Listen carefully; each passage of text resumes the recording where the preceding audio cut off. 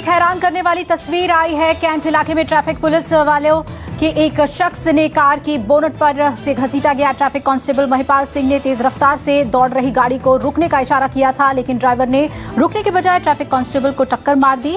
Traffic constable को 500 metre तक bonnet पर घसीटने के बाद नीचे गिरा दिया और फरार हो गया।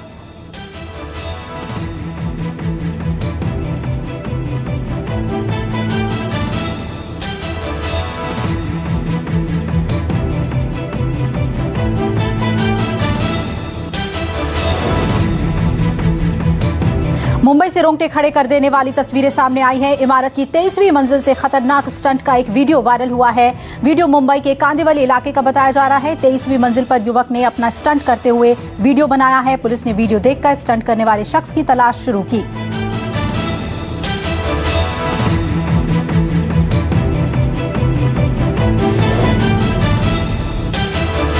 हैदराबाद से हैरान करने वाली तस्वीर सामने आई है। बाढ़ में फंसे लोगों के रेस्क्यू के दौरान एक नाव पलट गई। नाव के पलटने की घटना कैमरे में कैद हुई। हैदराबाद के विरासत नगर में बाढ़ में फंसे लोगों का जब रेस्क्यू करते वक्त बोट का संतुलन बिगड़ गया और नाव लोगों के समेत पानी में पलट गई। सभी लोग सुरक्षित हैं।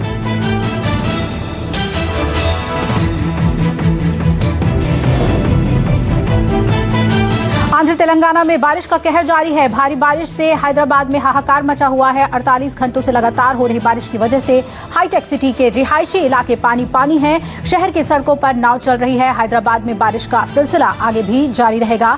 मौसम विभाग ने चेतावनी दी। इलाके में रेड अलर्ट घोषित किया गया।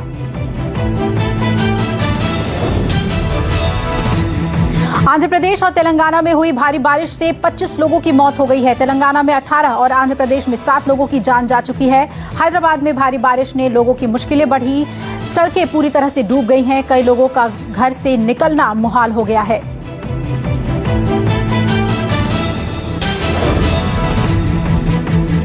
हैदराबाद के बाद अब मुंबई और पुणे में भी आया सैलाब। सड़कें बनी दरिया। भारी बारिश की चेतावनी जारी की गई। मुंबई और आसपास के इलाकों में भी भारी बारिश का अनुमान है।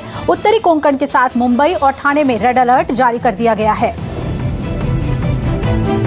हाथरस मामले में सीबीआई ने तीसरे दिन अपनी जांच शुरू कर दी है। आज सीबीआई की टीम चारों आरोपियों के घर पहुंची। सीबीआई की टीम ने आरोपियों के परिवार के लोगों से पूछताछ की है। सीबीआई जेल में बंद आरोपियों से भी पूछताछ करेगी। कल सीबीआई की टीम ने पीड़ित परिवार के सदस्यों से लंबी पूछताछ की थी।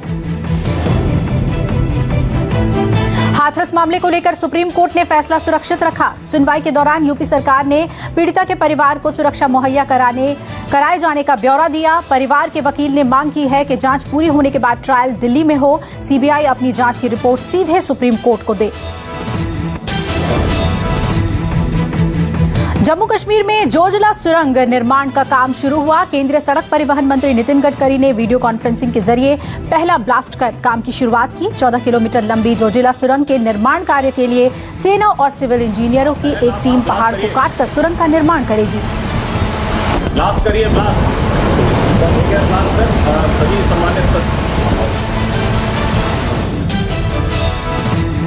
दिल्ली में प्रदूषण को लेकर केंद्र सरकार और दिल्ली सरकार में फिर बयानबाजी शुरू हो गई है। पराली जलाने को लेकर केंद्रीय पर्यावरण मंत्री प्रकाश जावड़ेकर पर दिल्ली के सीएम अरविंद केजरीवाल ने जवाब दिया। ट्वीट करके कहा, अगर पराली जलने से सिर्फ 4% प्रदूषण हो रहा है तो फिर अचानक रात में ही कैसे प्रदूषण फैल गया। हाल ही में बढ़े प्रदूषण को लेकर प्रकाश जावड़ेकर ने कहा था कि दिल्ली में पराली की वजह से सिर्फ 4% प्रदूषण होता है, बाकी प्रदूषण लोकल समस्याओं के कारण होता है। प्रकाश जावड़ेकर ने कहा कि दिल्ली में बायोमास जलती है, सब मिलकर दिल्ली में प्रदूषण करते हैं। केवल 4% लोड पराली का है तो 96% प्रदूषण लोकल फैक्टर्स से है। यानी आपने यहाँ कचरे का प्रबंधन ठीक न करना, यहाँ भी बायोमास बर्निंग होती है, अनपेव्ड रोड्स रखना, धूल उड़ना, धूल का सप्रेशन काम न करना, ये हमें देखना है। कांग्रेस नेता उदित राज एक विवादित ट्वीट करके फंस गए हैं। उदित राज ने ट्वीट कर कुंभ मेले पर सवाल उठा दिया।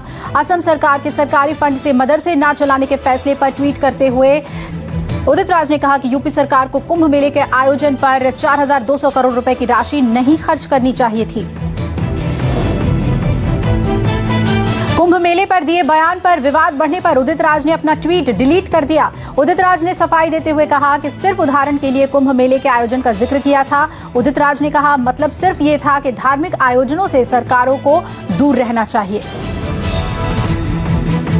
मध्य प्रदेश में 28 सीटों पर हो रहे उपचुनावों में एक वाकया देखने को मिला। सागर जिले की सुर्खी विधानसभा सीट पर हो रहे उपचुनाव में मंच से बीजेपी नेता प्रभात झा भाषण दे रहे थे। उसी वक्त प्रभात झा के पास आने के लिए मंच पर चढ़ रही बुजुर्ग महिला नीचे गिर गई, लेकिन नेताजी भाषण देते रहे। प्रभात झा ने महिला से कहा कि बाद में सुनते हैं। कांग्रेस शत्रुघ्न सिन्हा के बेटे लव सिन्हा को बांकीपुर और भागलपुर के नेता प्रवीण कुशवाहा को पटना साहिब से उम्मीदवार बना सकती है। मधेपुरा के बिहारीगंज सीट से कांग्रेस में बुधवार को ही शामिल हुई शरद यादव की बेटी सुभाषिनी को प्रत्याशी बनाया जा सकता है। बिहार चुनाव में बीजेपी का सर्वणों पर दांव तो जेडीयू ने खेला अति पिछड़ा कार्ड। भाजपा ने तीसरे चरण के लिए अपने 35 प्रत्याशी घोषित किए। बीजेपी ने 3 मौजूदा विधायकों का टिकट काट दिया है। एलजेपी अध्यक्ष चिराग पासवान ने कहा पीएम नरेंद्र मोदी की तस्वीर की जरूरत नीतीश कुमार को है। पीएम से हमारे दिल का रिश्ता है और जो हमारे दिल में है उनकी तस्वीर नहीं लगाने से कोई फर्क नहीं पड़ेगा। पीएम का आशीर्वाद हमारे साथ है।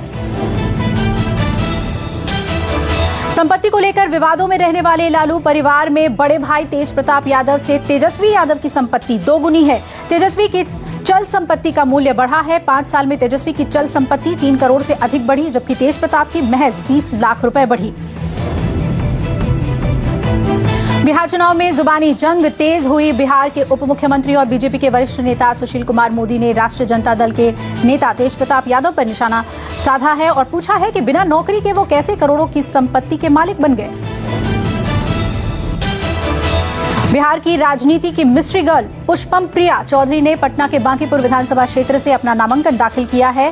प्लूरल्स पार्टी की सुप्रीमो पुष्पम प्रिया चौधरी ने खुद को मुख्यमंत्री का उम्मीदवार बताया। पुष्पम प्रिया ने अपनी पार्टी की तरफ से 55 सीटों के लिए उम्मीदवार मैदान में उतार दिए हैं। बिहार में चुनावी रैलियों का दिन और नीतीश जेपी नड्डा से लेकर फडणवीस तक की धुआंधार रैलियां। बांका, नवादा, शेखपुरा, सीतामढ़ी में रैलियां। वर्चुअल रैली के अलावा अब जनसभा कर रहे हैं नेता। बिहार में विकास का मुद्दा अहम है।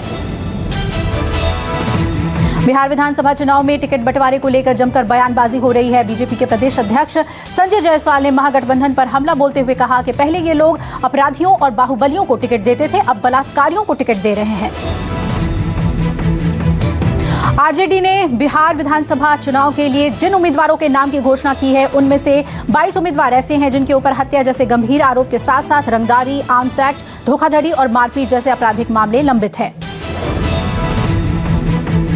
फिल्मों के शौकीनों के लिए गुड न्यूज है। कोरोना संक्रमण काल में 7 महीने बाद बंद पड़े सिनेमाघरों को आज से खोल दिया गया। आधी क्षमता के साथ पिक्चर हॉल में फिल्म देखने को मिलेंगे और दिल्ली के लोगों को इंतजार करना होगा। आज नहीं खुले मल्टीप्लेक्स। आंध्र प्रदेश में भी मल्टीप्लेक्स नहीं खोले गए हैं। भारत में कोरोना के ग्राफ में लगातार सुधार हो रहा है। आंकड़ों पर नजर डालें तो पिछले 24 घंटे में भारत में अमेरिका, ब्राजील से कम मौतें हुई। वहीं कुल 87% मरीज ठीक होकर घर लौटे। देश भर में पिछले 24 घंटे में 67,708 नए कोरोना मामले दर्ज किए गए।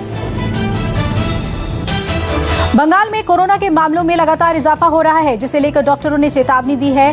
त्योहारों में भीड़ बढ़ने से कोरोना के मामले में और अधिक इजाफा हो सकता है, यानी कोरोना त्योहारी सीजन में और अधिक कहर बरपा सकता है।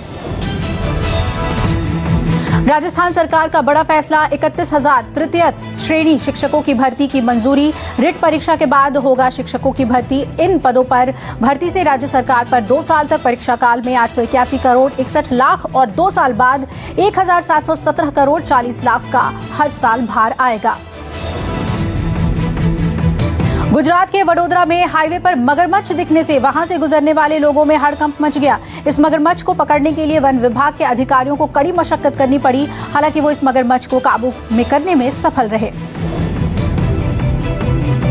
हैदराबाद में 2 मंजिला इमारत ढहने से हड़कंप मच गया। बताया जा रहा है कि दर्दनाक हादसे में राह चलती एक महिला की जान बाल बाल बची। बता दें कि इमारत जर्जर होने की वजह से यह हादसा हुआ। महाराष्ट्र में दर्दनाक हादसा हुआ है। एनसीपी नेता संजय शिंदे की कार में आग लगने से मौत हो गई।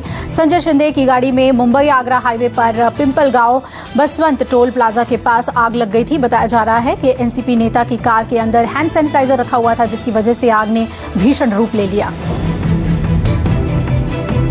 जवाहर टनल से 23 सितंबर को गिरफ्तार आतंकियों के 2 मददगारों को कश्मीर पुलिस जम्मू के हीरानगर सेक्टर लेकर पहुंची। पुलिस आतंकियों के इन दोनों मददगारों को उस जगह पर ले गई जहां से दोनों ने हथियार उठाए थे। आपको बता दें 23 सितंबर को जवाहर टनल के पास एक ट्रक से 2 लोगों को गिरफ्तार किया गया था।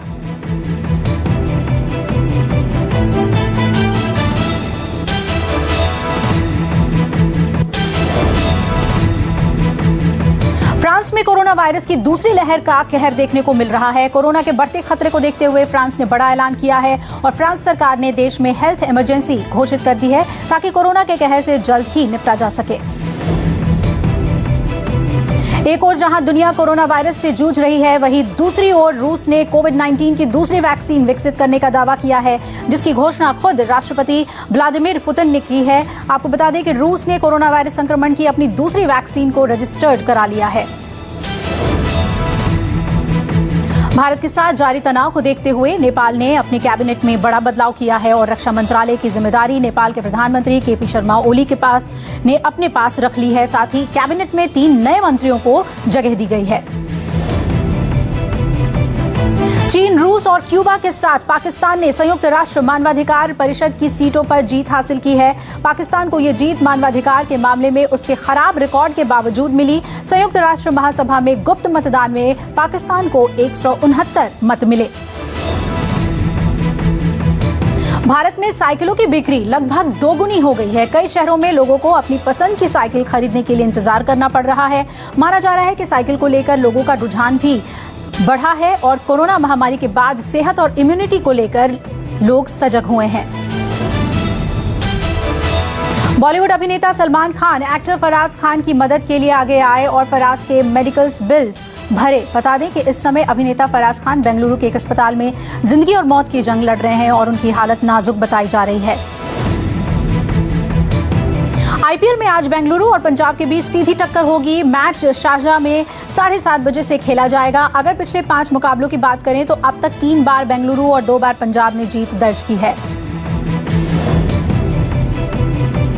आईपीएल के पॉइंट्स टेबल में दिल्ली फिर से बनी बादशाह। राजस्थान रॉयल्स को मात देने के बाद दिल्ली कैपिटल्स ने न सिर्फ पहला स्थान हासिल किया है, बल्कि प्लेऑफ में भी अपनी एंट्री लगभग तय कर ली है।